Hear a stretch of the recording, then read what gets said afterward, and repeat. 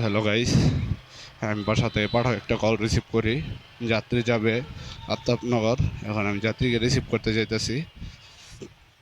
এখন আমার কিলোমিটার আছে 97.5, আর যাত্রী ভাড়া দেখাইছে 180 টাকা, 9.28 কিলোমিটার। যাত্রীর কাছাকাছি আমি এসে পড়ছি। লেক সিটি যাত্রী যাবে লেক সিটি থেকে। হ্যালো, হ্যাঁ ভাই, আমি তো লাস্টে তো এসে পড়ছি এদিকে, ব্রিজের কাছাকাছি। গ্যারেজের লাস্টের দিকে এসে পড়ছি, ব্রিজের কাছাকাছি।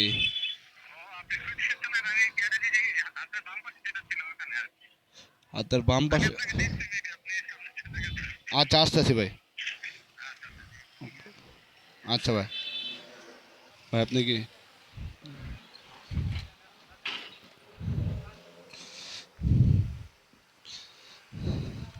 ধরুন ভাই।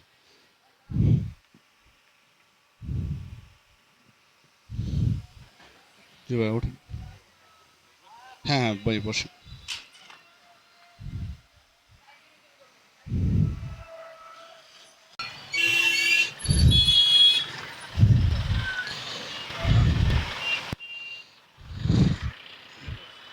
দেখতেছি 156 টাকা ভাই। আপনার 30 টাকার ডিসকাউন্ট আছে।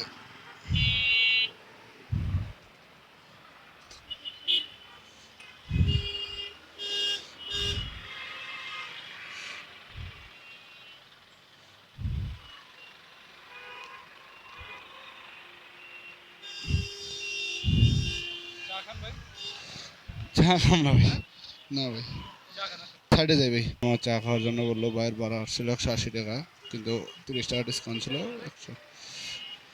ভাই হইলে হয় একটা চা, একটা হইলে হয়েছে ভাই। প্রথম যাত্রীকে নামাই দেওয়ার পর 1 ঘন্টা বসে দেওয়ার পর একটা ট্রিপ পাইছি নর্দা, 100 টাকা। ওইটা কন্টাকে ট্রিপটা মারছি 100 টাকা।